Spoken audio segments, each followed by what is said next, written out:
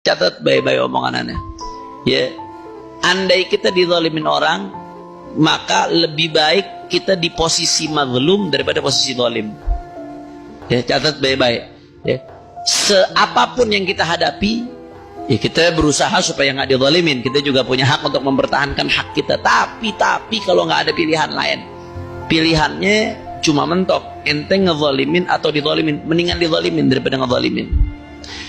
Karena hakikatnya kita kalau dizalimin orang, ya, dizalimin orang, dimusuhin orang, dicaci maki orang, dihina orang, hakikatnya tuh kita menang.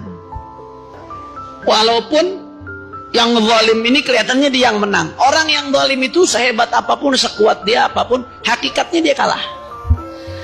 Orang yang dizalimi itu selemah apapun, setidak berdaya apapun, hakikatnya dia menang. Kenapa anak katakan demikian? Ini kalau kita ngelihatnya pakai kacamata hakikoh. Kok bisa seperti itu Habib? Ya, karena kita nih taruh kita dicaci maki, dihina. Kita dihina padahal kita nggak melakukan itu, tapi kita dihina dengan sifat-sifat yang nggak ada pada diri kita. Difitnah, dihina.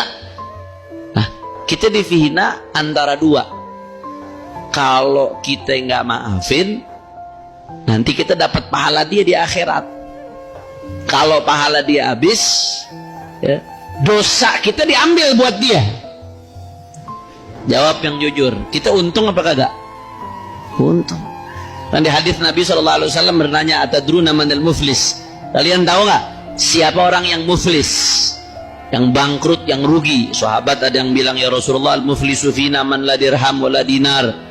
Yang muflis di antara kami, yang bangkrut, yang rugi, yang nggak punya uang, nggak punya dirham, nggak punya dinar, nggak punya harta, banyak utang, itu yang bangkrut ya Rasulullah. Kata Rasulullah, bukan. Muflis itu, orang yang rugi itu, orang yang datang dengan pahala, amal ibadah, dia datang dengan pahala, amal ibadah, sedekah, zikir, ngaji, sholat, dan lain sebagainya.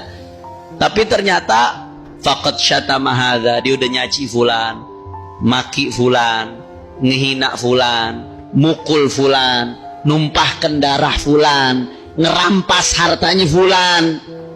Dibawa nih, ibadah banyak, tapi ternyata PR-nya banyak juga, tanggungannya banyak juga, yang belum dia selesaikan di dunia. Akhirnya apa yang terjadi? Kata Nabi SAW, bangkrut orang, padahal bawaannya udah banyak, bangkrut. Pahalanya orang yang ngezalimin diberikan kepada mazlum, kepada orang yang dizalimi. Kalau pahalanya udah habis bagaimana? Maka dosanya orang yang mazlum, yang dizalimi, diambil